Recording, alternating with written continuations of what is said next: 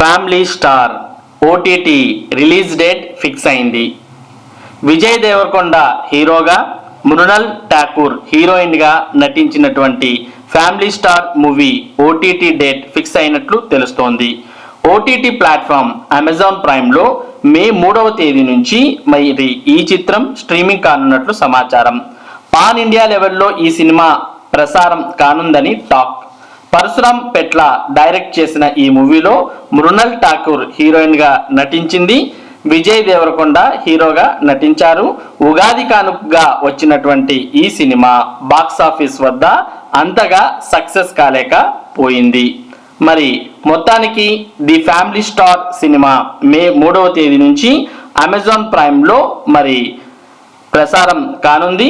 కాబట్టి ఓటీటీ ప్రియులు మే 3వ తేదీ నుంచి ఫ్యామిలీ స్టార్ సినిమాను ఓటీటీలో చూసేయచ్చు.